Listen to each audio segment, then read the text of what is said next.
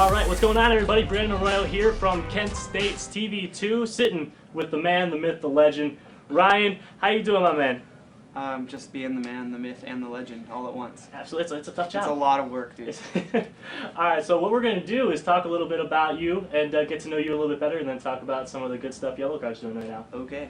All right, man, so started off, you're pretty musically inclined your entire life. I mean, I believe you started playing piano at 7, guitar at 13. Was music always something that was you had a knack for your whole life, or was that something you had to work at? I think I was just a real creative kid. Music was actually really distant second to theater, which is what I grew up really doing. Mm-hmm. But I was always singing, and I loved music. I mean, as a real young kid, I was a massive Michael Jackson fan, and like would just put on full-on Michael Jackson concerts in my living room for my parents and neighbors and everyone. You know, like I was just like that I was a super hammy kid. You know, like look at me, hey, I don't have enough attention. Pay attention to me. But yeah, I did. You know, I started playing piano for a little while. I always regret quitting piano. That was a stupid mistake. But guitar really opened up a lot for me, and I started playing in bands and stuff in high school. So you were the kid that was dancing in his living room, a little Michael Jackson for the family? For sure, had a glove. That's what I like to hear. All right, so once you graduated high school, you went on to Florida State, and you said that you had a big interest in theater. I believe you were going for a major in theater. Is that correct? Yeah. Just tell us a little bit about what your music was like when you were doing your college thing. I was in a band in high school, and then I started another band in college, and we were like, we were playing real kind of 90s Warped Tour, Lagwagon, NoFX,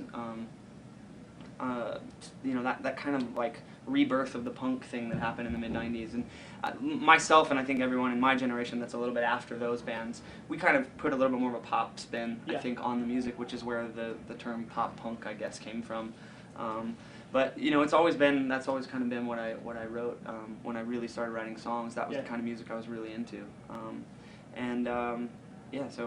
But I ended up dropping out of college to do this, and it worked out, I guess. And I believe once you got out of college, one of the first bands you were in that was really starting to make a push was Craig's Brother, I think it was. Yeah, I was in a band on Tooth and Nail Records, and that was just a crazy. I was just being a brat, really. I didn't get to go to college where I really wanted to go to school, and I was going to a great school with an incredible program, and I was in like a conservatory theater program that you had to audition to get into, and I just wasn't happy because it wasn't where I wanted to go, and so I think I was kind of lashing out a little bit at my parents and at the world and whatever. How'd the parents take that news? Oh, they were wrecked, man. It was bad news for a long time. It wasn't until we made the first YELLOWCARD record, the first independent record, and it had like artwork and a record and a label imprint and the whole thing, and I sent that home. I think that's when they kind of started to go, oh, all right, I understand maybe what this is, But, but that's understandable. All right, and the door really opened up for you at YELLOWCARD. You were on Craig's Brother, and I hear that there was a story that the van broke down and you guys just decided to like step back from the tour a little bit, and then the lead singer of YELLOWCARD's previously decided that he wanted to pursue other options. That was a real transition period for YELLOWCARD. Yeah, they were. That's loosely kind of what happened. It was more just Craig's Brother thing. Just I was living in California. I was 19 years old. I didn't have any money, and we were not making any money. And I was rebelling a little bit, but I try to be smart when I can, and I knew that was not a smart thing to stay invested in. So I came home. And shortly after coming home, I went back to school at Florida State, and while I was there, my friends who were in YELLOWCARD already came to me and said, hey, we know you have all these songs you've been playing and writing, whatever, and our singer's quitting, so come jam with us, and here we are. Absolutely, and then you joined YELLOWCARD, and you guys dropped Ocean Avenue a little while into there, and the rest is history. If you fast forward a little bit, though, you guys did have great fan base after Ocean Avenue and you guys' couple albums there. There was a recent hiatus you guys sort of took for a couple of years. Can you tell us a little bit about possibly the reasons for that little break that you guys took, as well as what you guys were doing during that period? Yeah, I mean, we were just exhausted, man. It was, we've been on the road for 8 years at that point, and the record company was kind of falling apart, going through a lot of changes, and we weren't very high on the list of priorities at that time, and so we had just invested a lot of time and emotion and energy into Paper Walls, our previous record. Yeah. And I think we just, we would have had to go right back in the studio at the time that we decided to take the break, and we had only been out on tour for like 6 months. And I don't think anybody was feeling very creative or that we would have made a very good record at that point. So we just felt like the best thing to do was to kind of step away from it for a while. And maybe for good, we didn't know. We didn't know if we'd be coming back or not. But we all kind of did our own thing. I mean, for me, it was important to. I moved out of LA finally, thank God. Which I'm actually moving back there next month. And I'm very not happy about it. But I've been living in Athens, Georgia, just living a real mellow, simple life with my family, and I've loved being there and being a part of my kind of southern East Coast, roots. That's where I grew up, and so I don't know. I've loved the time away from it, and it was really important for me to come back to it and kind of be refreshed and refocused and just be an adult about it. I understand what I'm doing now and why I'm doing it. And when I was 24 and selling all those records and making all that money and doing all that shit, it was, we didn't know what was going on. We just wanted to party.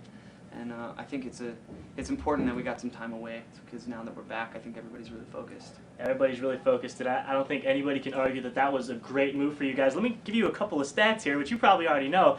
All right, your new album, when you're through thinking, say yes, which by the way is an awesome title for an album.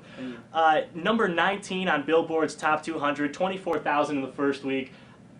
Did that just blow you guys away that your fan base was still that strong and that loyal after all this time? Yeah, they continue to blow our minds every week. I mean, we're on tour right now, and the shows, we're supporting All Time Low on this tour, but we can really feel a presence from our fans every night. And just this week actually, the record's been out of the top 200 on iTunes for a couple of weeks after that first week, and on Sunday it's back. We're at number 13 right now in the top 200 on iTunes. And congratulations, by the way. It's crazy, man. It's it's amazing. iTunes did a really cool promotion for us, which is why it's helping the record. But either way, it's every time it's put out there for people to see, I think they're just really latching. They're saying, oh yeah, I love that band. I'm going to check out the record, and hopefully it's a testament that the record is was done well on our part, in that it keeps kind of surging in these first few weeks. Yes. So it's awesome. We're really, really proud of it, and we're really excited.